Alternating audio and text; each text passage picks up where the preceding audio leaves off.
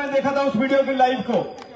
मैं कहना चाहता हूं उन लोगों से कि आम आदमी पार्टी ने शिक्षा के मंदिर के लिए, स्कूल बनाने के लिए बड़ी बड़ी लड़ाई लड़ी। किसी बदमाश से, किसी माफिया से डरते नहीं है। तुम खंबे लगा लो चाहे कितने भी। विनय मिश्रा जीत के आ रहा और वहां पे दोबारा से आपके लिए मिनी स्टेडियम उस जगह पे बना के दो। इस मंच के वजह से कहना चाहता हूं हम डरते नहीं है किसी से भी।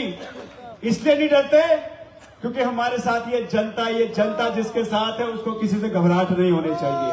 होनी चाहिए कि नहीं होनी चाहिए? नहीं होनी चाहिए ना। आप साथ हो ना तो क्षेत्र के विकास को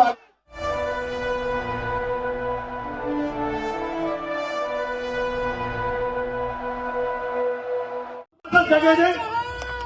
रेखा जी आप इधर आइए।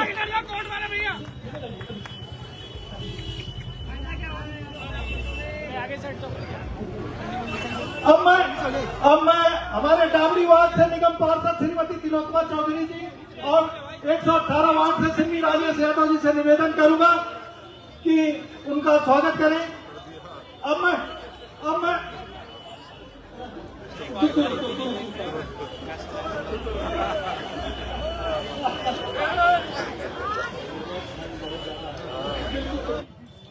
बहुत लोग बात कर रहे थे कि उम्मीदवार ये, उम्मीदवार वो।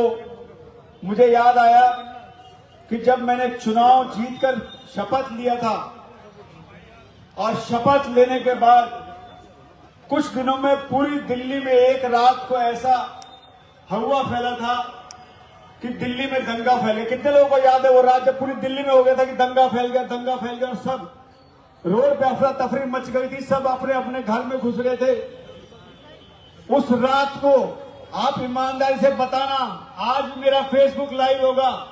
उस रात को सड़क पे माइक लेके पूरी विधानसभा में कौन सा व्यक्ति घुमा घूम के कहा कि आप घबराओ मत, दंगा नहीं हुआ है, घबराओ मत। कितने लोगों ने इस रात को देखा था मुझे घूमते हुए? मैं इस सड़क से घूमता हुआ गया और हर जगह मैंने माइक पे, फेसबुक पे लाइव आके बोला कि आप लोग घबराओ मत, दिल्ली में कोई दंगा नहीं हुआ है। तो ऐसा व्यक्ति आपके बीच में है। आज मैं अरविंद केजरीवाल जी को धन्यवाद करना चाहता हूं। अरविंद केजरीवाल जी ने इस देश में चुनाव की परिभाषा बदल दी, राजनीतिक परिभाषा बदल दी। और आज बीजेपी का मैनिफेस्टो आया, संजय भैया विस्तार से बताएंगे। आज मैनिफेस्टो आया, आज बीजेपी वालों ने जिन्होंने जिंदगी भर पानी पी के अरविंद केजरीवाल जी को गाली दी, आज वो कहता है अरविंद केजरीवाल की सारी स्कीम हम लागू करें। इसका मतलब अरविंद केजरीवाल सही था, तुम शुरू से झूठे थे। ये भारतीय जनता पार्टी का चाल चरित्र और चेहरा है। मैं उनके बारे में विस्तार से नहीं कहूंगा, मैं सिर्फ अपने क्षेत्र की बात करूंगा। मेरा काम आपके सामने है। कब्जा छुड़वा के हमने स्कूल बनाया है। अब मेरे चुनाव का आचार संहिता लगते ही जिनसे मैंने कब्जे छुड़वाए हैं उन्होंने सामने दोबारा खंबे लगाने शुरू कर दिए कि अब तो आचार संहिता लग गई, विधायक की पावर खत्म हो गई, ये जमीन जो है दोबारा मेरी हो गई। कितने लोग भारतीय जनता पार्टी के राष्ट्रीय अध्यक्ष जब मैं वहां भाषण दे रहा था सदन में, तो उन्होंने खड़े होकर कहा ये राम सिंह, ये राम, ये छोटे लाल वर्मा, ये जो नाम आप ले रहे हैं ये रोहिंग्या है, ये बांग्लादेशी है, ये घुसपैठिया है।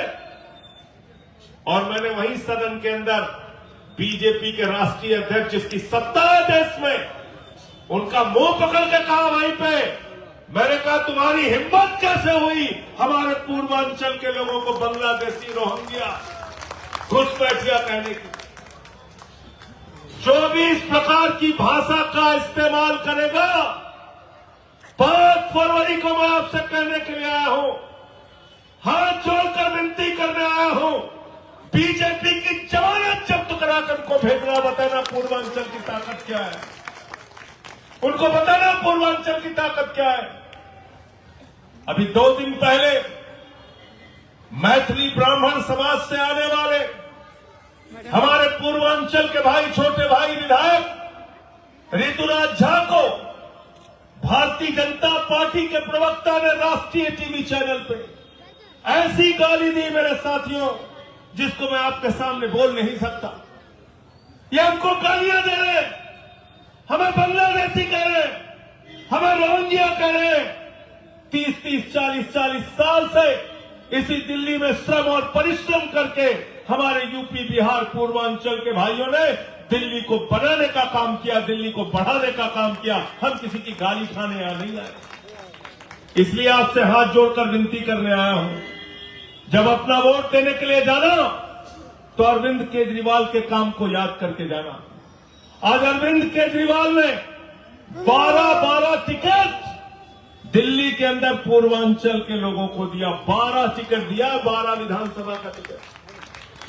दिल्ली के प्रदेश अध्यक्ष पूर्वांचल से गोपाल राय, कैबिनेट में मंत्री गोपाल राय, मुझे संसद के अंदर 2 बार पार्टी ने भेजा, केजरीवाल जी ने भेजा। दिल्ली के अंदर कच्ची कॉलोनियों में सीवर लाइन बिछाने का काम, सड़कें बनाने का काम, वाटर की पाइपलाइन बिछाने का काम, बिजली फ्री, पानी फ्री, शिक्षा फ्री, इलाज फ्री, माताओं बहनों के लिए बस की यात्रा फ्री। अरे मैं आपसे कहने के लिए आया हूं, केजरीवाल को जिता देना। 8 फरवरी के बाद हर महिला के खाते में 2100 रुपए की सम्मान राशि आएगी। रजिस्ट्रेशन करा लिया सबका, विनय जी? सबका माताओं बहनों का रजिस्ट्रेशन हुआ ना? अगर किसी के घर में 5 महिलाएं हैं तो 10,500 रुपए उनके खाते में हर महीने आएगा। याद रखना, याद रखना।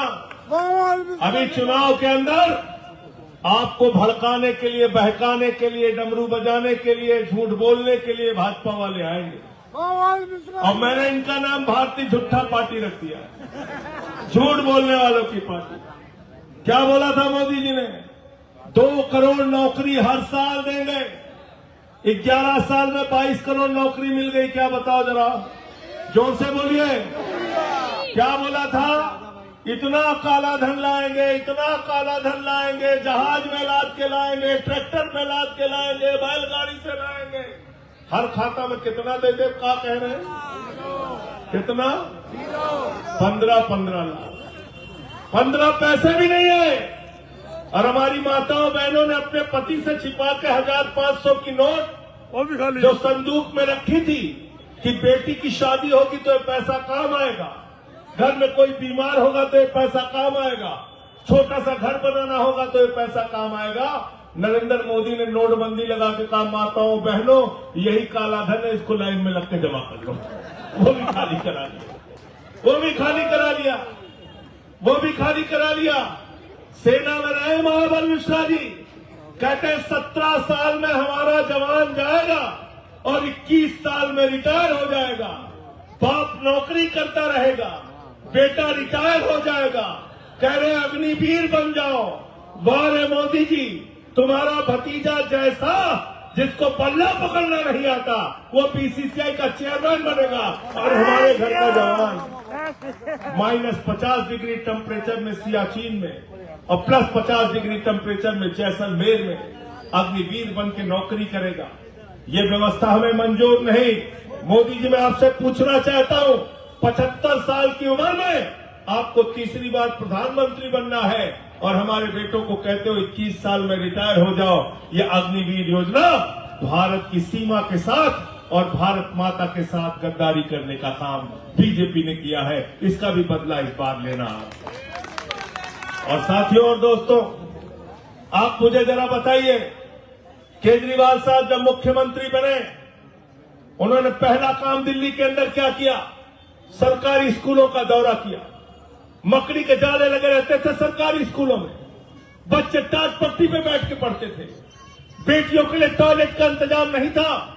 आज उन्हीं सरकारी स्कूलों में आपके बच्चों की पढ़ाई के लिए एयर कंडीशन कमरे बनवाए गए हैं, एथलीट के ग्राउंड बनवाए गए हैं, हॉकी के ग्राउंड बनवाए गए हैं, स्विमिंग पूल का निर्माण कराया गया। अमेरिका के राष्ट्रपति ट्रंप की पत्नी हिंदुस्तान आई। मोदी जी ने कहा गुजरात का स्कूल देख लो, उसने कहा नहीं देखना। बोले मध्य प्रदेश का देख लो, उसने कहा नहीं देखना। बोले हरियाणा का देख लो, उसने कहा नहीं देखना।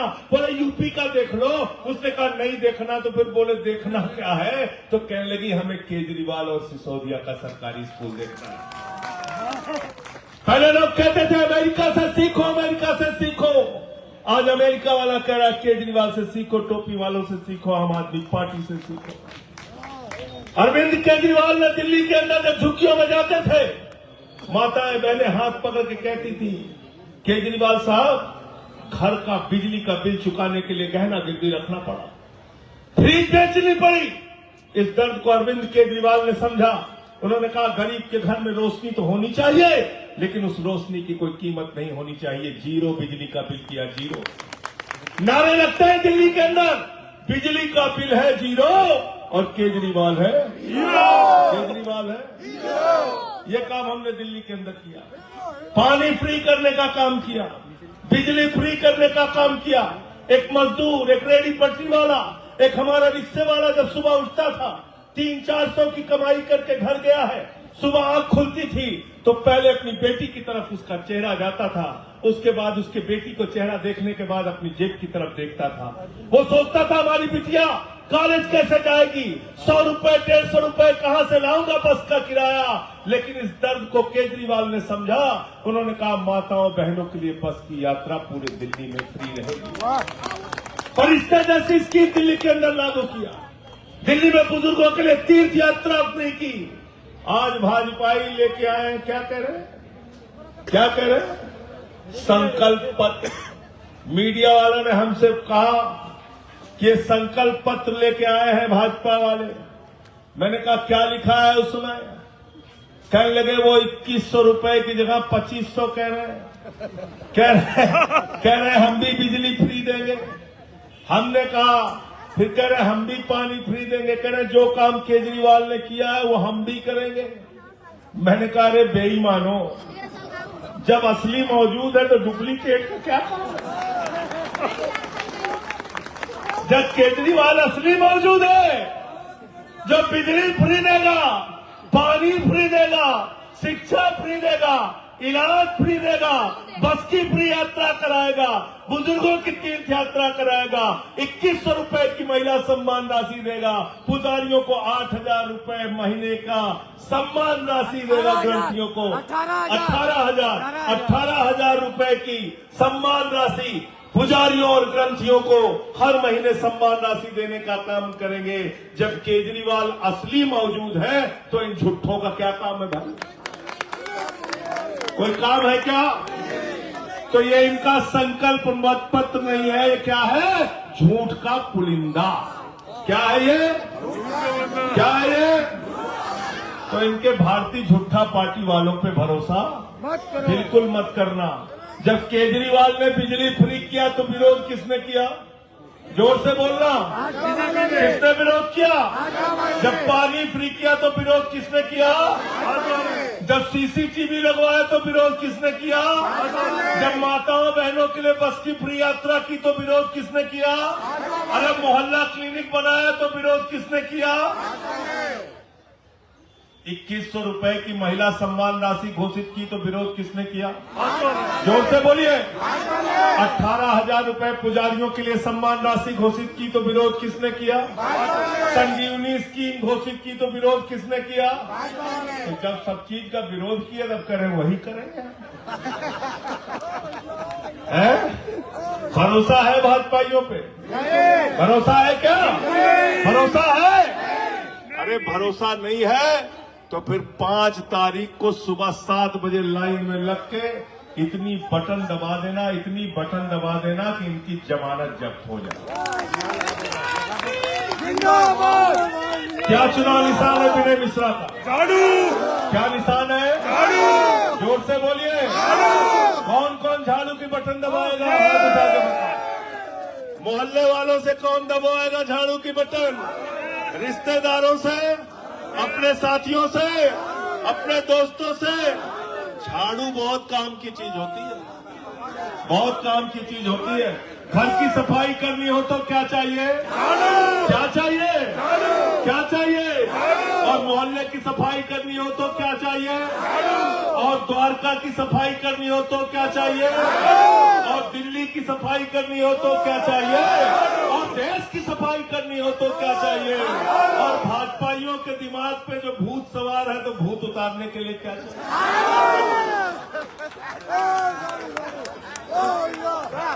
क्या चाहिए बतावा सब जने? झाड़ू चाहिए ना? तब 5 तारीख के मार मार के झाड़ू इन्होंने के दिमाग ठीक करेगा कि नहीं बतावा? करेगा सब जने तैयार हुआ? है? तो इनको ये बता देना कि तुम्हारी गाली सुनने हम नहीं आए, गाली सुनने नहीं आए। पूर्वांचल के लोगों को गाली मत देना। और मैं आपसे कहना चाहता हूं, ये चौहान साहब है, क्या किया था लोकसभा के चुनाव में? रूपाला ने गाली दिया था, नहीं दिया था? राजपूत समाज के लोगों दिया था ना? पूरे देश में क्षत्रिय समाज ने इकट्ठा होकर विरोध किया। आप हमसे लड़ो, हमारे परिवार पे, बहन बेटियों पे सवाल उठाते हो, ये है भारतीय जनता पार्टी, ये है झगड़ा कराने वाले लोग। मैं इनको कहता हूं, ये भाजपा वाले भारतीय जनता पार्टी नहीं है, ये भारतीय झगड़ा पार्टी है।